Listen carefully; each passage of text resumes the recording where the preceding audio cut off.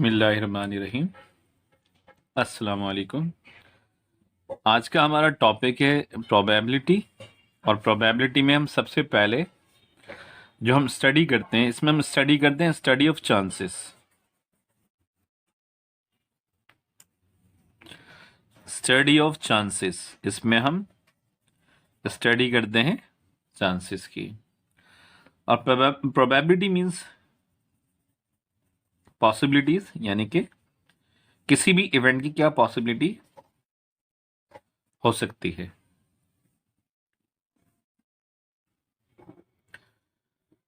Probability में हमारे पास कोई ऐसे स्टेटमेंट होते हैं, लेट सपोज के कल बारिश हो सकती है, वो एग्जाम में पास हो सकता है वो एग्जाम में फेल हो जाए। तो इस तरह की स्टेटमेंट को हम मैथमेटिकली कोई वैल्यू दें, इस तरह की स्टेटमेंट को अगर मैथमेटिकली वैल्यू दें, वो वैल्यू प्रोबेबिलिटी कहलाती है। अब इसमें सबसे पहले जो कॉन्सेप्ट है इसका हमें क्लियर होना चाहिए कि रैंडम एक्सपेरिमेंट क्या होते हैं। What is the random experiment?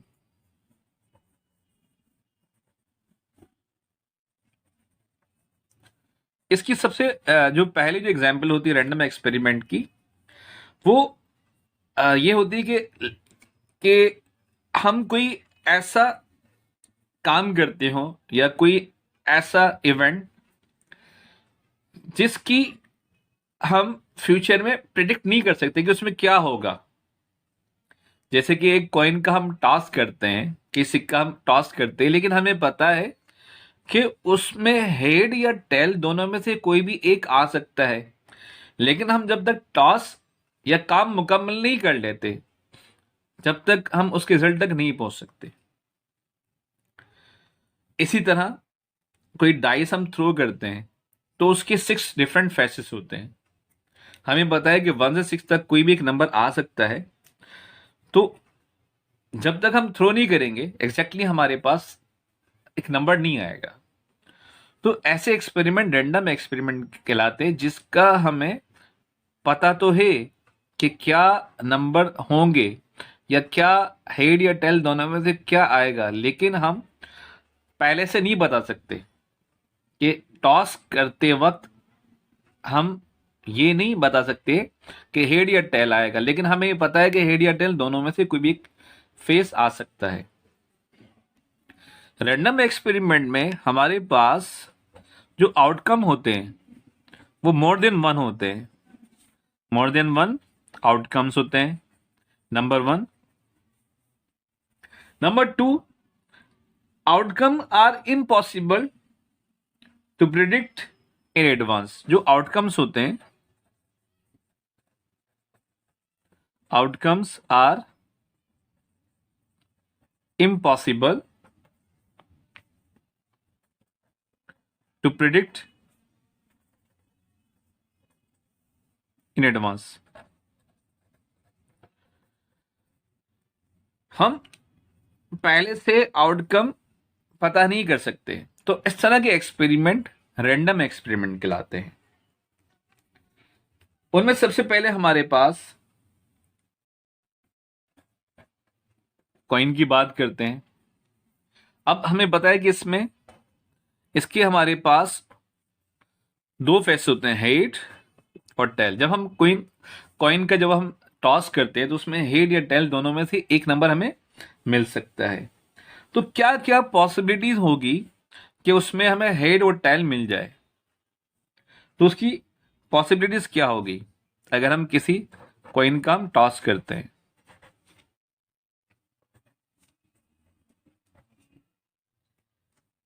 Number 1, अगर मुझे हेड और टेल दोनों चाहिए, ठीक है, मुझे हेड और टेल दोनों चाहिए, तो रिमेंबर कि हेड जब हम टॉस करते हैं या तो हेड आ सकता है या फिर क्या आ सकता है, टेल आ सकता है।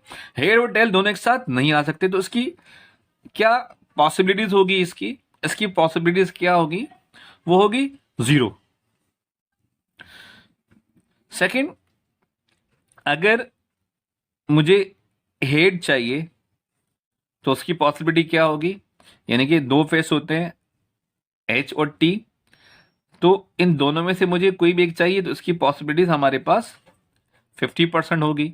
इसी तरह अगर मुझे टेल चाहिए तो टेल की पॉसिबिलिटीज क्या होगी, इसकी पॉसिबिलिटी क्या होगी, 50% होगी पॉसिबिलिटीज की। अगर मुझे हेड या टेल दोनों में से कोई भी एक नंबर चाहिए तो उसकी पॉसिबिलिटी इसकी 100% होगी। यानी कि प्रोबेबिलिटी हम लिखते हैं तो इसकी जो प्रोबेबिलिटी होगी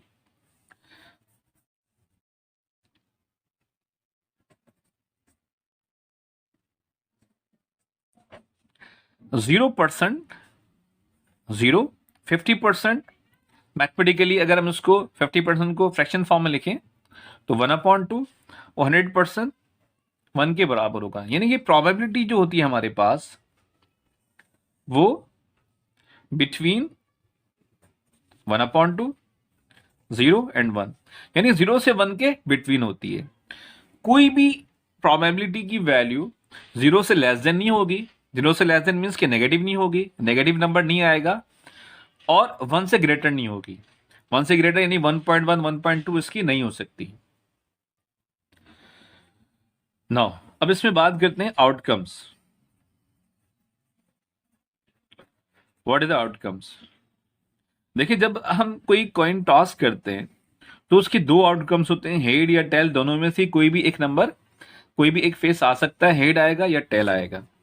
इसी तरह अगर हम कोई डाइस थ्रो करते हैं तो उसमें हमारे पास 1, 2, 3, 4, 5, 6, तो इन 6 में से कोई भी एक नंबर आ सकता है।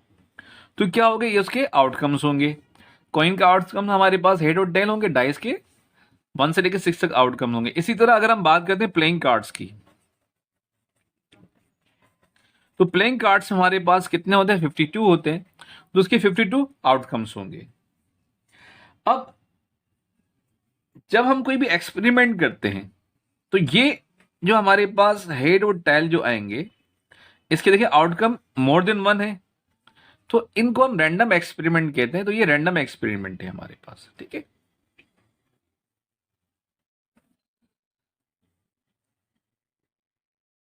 सैंपल स्पेस, सैंपल स्पेस क्या होते हैं? Set of all possible outcomes, यानी कि जो भी हमारे पास set of all possible outcomes of random experiment, यानी रैंडम एक्सपेरिमेंट जो हम करते हैं, जैसे कॉइन को टॉस करना रैंडम एक्सपेरिमेंट है, डाइस थ्रू करना एक रैंडम एक्सपेरिमेंट है। तो इस रैंडम एक्सपेरिमेंट के जो आउटकम्स होते हैं उसका set of all possible outcomes of random experiment, random experiment का जो सेट होता है इस कॉल्ड सैंपल स्पेस। तो उसे हम सैंपल स्पेस कहते हैं, set of all possible outcomes of random experiment. तो ये रैंडम एक्सपेरिमेंट किया हमने, तो इसका सैंपल स्पेस हमारे पास एस होगा, उसको रिप्रेजेंट करेंगे एच टी, यानी हेड और टेल। इसी तरह डाइस का सैंपल स्पेस का सेट होगा एस इज इक्वल टू 1, 2, 3, 4, 5, 6 होगा। इसी तरह जो हमारे पास प्लेइंग कार्ड होगा उसका सैंपल स्पेस हमारे पास 52 होगा। मतलब प्लेइंग कार्ड्स में कि आपको जो है कंप्लीट इंफॉर्मेशन होनी चाहिए, प्लेइंग कार्ड्स की जो प्रोबेबिलिटी होगी उसको हम किस तरह से सॉल्व करेंगे। उसके लिए देखिए बेटा, प्लेइंग कार्ड्स हमारे पास 52 होते हैं, 52 प्लेइंग कार्ड्स होते हैं। अब उसमें से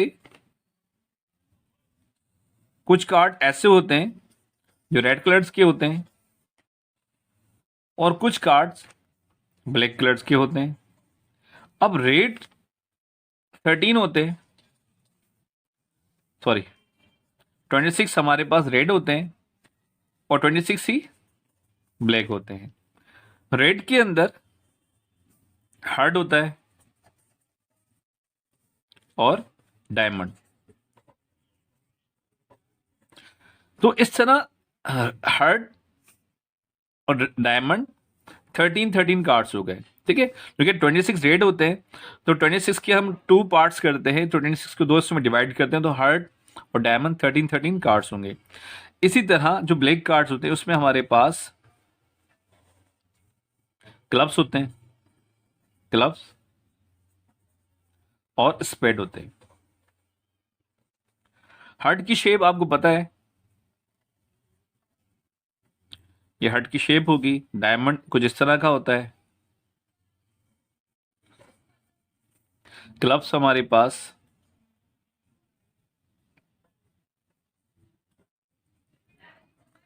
और स्पेड पान का पत्ता होता है इसे।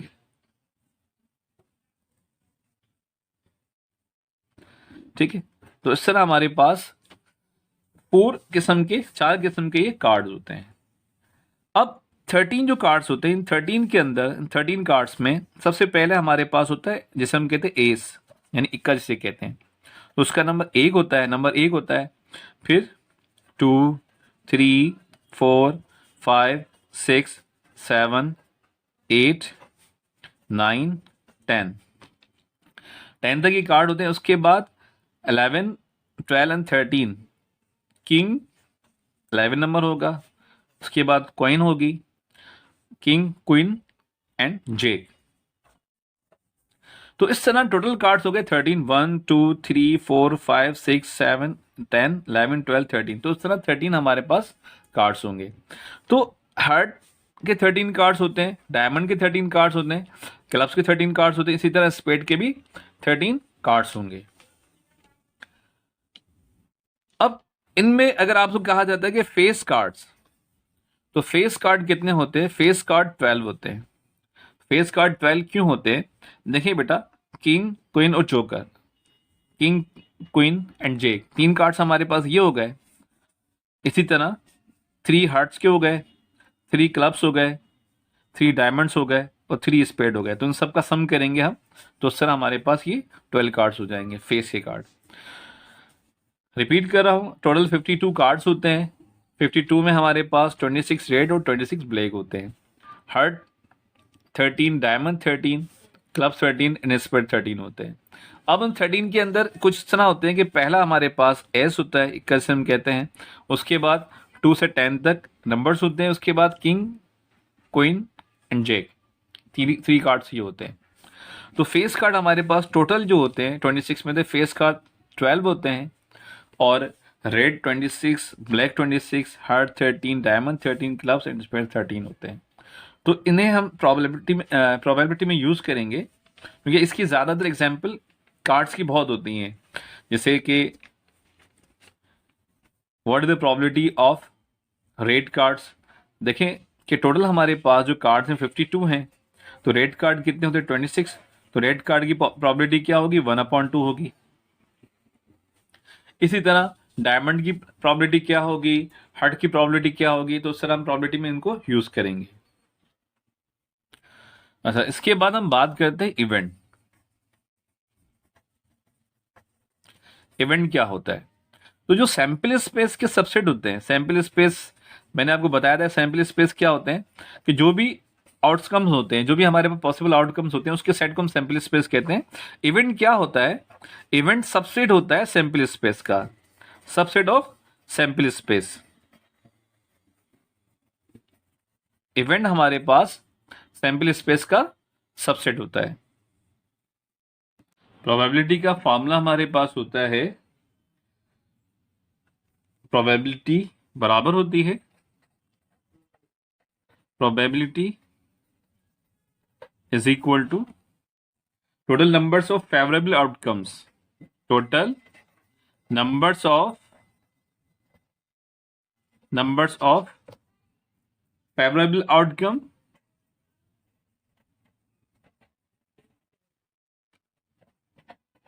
outcomes divided by total number of possible outcomes.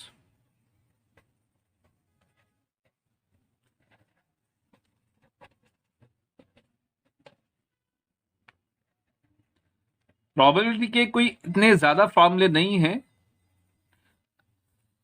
और इसमें हम बात करते हैं लॉजिक की और रूल्स की। और प्रोबेबिलिटी बराबर होती है total number of favourable outcomes divide by total number of possible outcome, यानी कि जो भी इवेंट होगा, total number of possible outcomes of event divide by total number of possible outcomes. Favourable outcome divide by possible outcomes.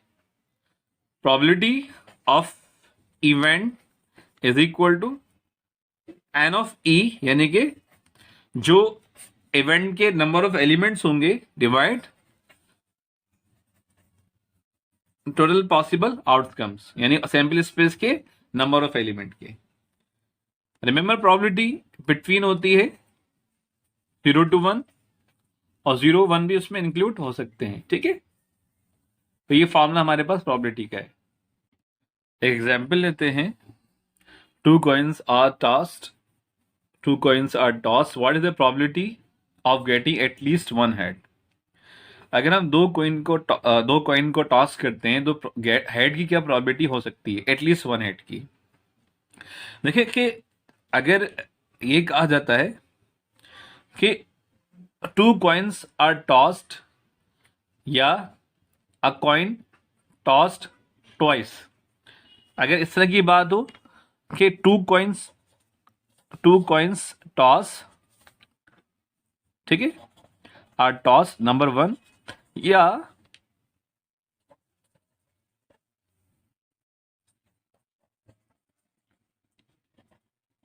या एक ही coin का हम 2 मरतबा टॉस करें तो दोनों की मीनिंग सेम है. रिमेंबर कि जब हम एक कॉइन से टॉस करेंगे, फर्स्ट टाइम हमने टॉस किया, ठीक है, फर्स्ट टाइम टॉस किया, इसी तरह सेकंड टाइम टॉस किया, तो फर्स्ट टाइम टॉस करने के हमारे पास 2 चांस होते हैं, हेड या टेल, हमारे पास कोई भी एक उसमें से फेस आ सकता है. सेकंड टाइम टॉस करने के लिए भी हमारे पास 2 पॉसिबिलिटीज हो सकती है, हेड या टेल आ सकता है. तो 2 to the 4 यानी 4 उसके आउटकम्स होंगे, पॉसिबल आउटकम्स उसके 4 होंगे. इसी तरह एक कॉइन को आपने टॉस किया फर्स्ट टाइम, जब भी उसकी 2 पॉसिबिलिटीज होगी. फर्स्ट टाइम टॉस किया, सेकंड टाइम टॉस किया, जब भी 2 की पॉसिबिलिटी होगी, या 2 कॉइन को एक साथ हमने टॉस किया, ठीक है, तो उसकी भी हमारे पास 2 और 2 4 पॉसिबिलिटीज हो जाएगी. अब देखिए कि सैंपल स्पेस का सेट उसका क्या होगा. सैंपल स्पेस जब हम बनाएंगे, हो सकता है कि दोनों में हेड आ जाए, हो सकता है कि पहला हेड दूसरा टेल आ जाए, हो सकता है कि फर्स्ट हेड दूसरा टेल आ जाए, फर्स्ट से दूसरा हेड हो जाए, या फिर दोनों टेल बन जाए. तो इस तरह उसका सैंपल स्पेस का सेट बनेगा. अब हमें कहा गया है कि एटलीस्ट वन हेड, यानी कम से कम एक हेड उसमें होना चाहिए, एक से ज्यादा भी हो सकते हैं, और कम से कम एक हेड उसमें होना चाहिए. तो हम क्या कहेंगे, let E be the event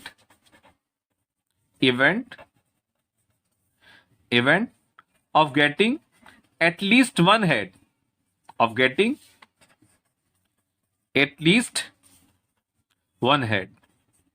तो ई हमारा इवेंट होगा जो एटलीस्ट वन हेड होगा.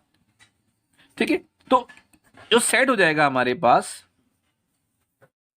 ई का, वो हो जाएगा HH HT TH, क्योंकि इसमें देखिए सब में एक हेड है, दोनों में एक हेड है, इसमें एक से ज्यादा है, तो एटलीस्ट का यानी कम से कम एक हेड होना चाहिए. तो इसमें कोई हेड नहीं है, तो इसलिए हम एलिमेंट नहीं लिखेंगे. अब प्रोबेबिलिटी हमारे पास होती है of event E is equal to order of E divide by order of S, यानी कि जो सैंपल स्पेस होगा उसके एलिमेंट. ये हमारे पास 3 एलिमेंट थे और ये हमारे पास 4 एलिमेंट है एस के, तो 3/4 उसकी प्रोबेबिलिटी होगी. इसी तरह आपको कहा जाता कि 2 हेड्स की, अगर 2 हेड्स कहा जाता तो प्रोबेबिलिटी ऑफ E1 कह लें इसको, ठीक है, 2 हेड्स की, तो 2 हेड एक ही है इसके अंदर, तो उसकी प्रोबेबिलिटी हो जाएगी हमारे पास 1 डिवाइड बाय 4, 1/4 हो जाएगी. अब उसके अंदर प्रोबेबिलिटी हो जाएगी सेम फेसेस की. लेट सपोज अगर सेम फेसेस की बात हो रही है तो हेड हेड और टेल टेल होगा, 2/4 हो जाएगी. तो सेम फेसेस हमारे पास हेड हेड और टेल टेल आ सकते हैं, तो उसकी प्रोबेबिलिटी हमारे पास होगी 2/4, यानी कि 1/2 हो जाएगी. तो ये इसके इस तरह आंसर हो जाएंगे. एक और एग्जाम्पल लेते हैं हम. अगर हम कोई डाइस थ्रो करते हैं तो क्या प्रोबेबिलिटी होगी कि हमें नंबर 4 मिल जाए. ठीक है, अगर हम कोई डाइस थ्रो करते हैं, क्या प्रोबेबिलिटी होगी कि इसके नंबर हमें 4 मिल जाए, 4 नंबर मिल जाए. ऐसे नोटेड कि सैंपल स्पेस इसकी 6 एलिमेंट होंगे, 1 2 3 4 5 एंड 6. अगर हमें नंबर 4 मिल जाए तो 4 एक ही नंबर है, तो 1 डिवाइड बाय 6, 1/6 की प्रोबेबिलिटी होगी, प्रोबेबिलिटी ऑफ नंबर 4। अगर हमें मालूम करनी है probability of even number, even number की प्रोबेबिलिटी मालूम करनी है, तो इवन कितने नंबर है, 1 2 3, 3 इवन नंबर है, तो 3 डिवाइड बाय 6, 3/6 क्या हो जाएगा, 1/2 हो जाएगा। इसी तरह probability of odd number, probability of odd number, अब इसमें ऑड नंबर कितने हैं, 1 2 3 ऑड नंबर है, तो 3, टोटल नंबर कितने हैं, 1 2 3 4 5 6 नंबर है, तो ऑड नंबर की प्रोबेबिलिटी क्या हो जाएगी, 1/2 हो जाएगी। तो इस तरह हम प्रोबेबिलिटी इनकी मालूम कर सकते हैं।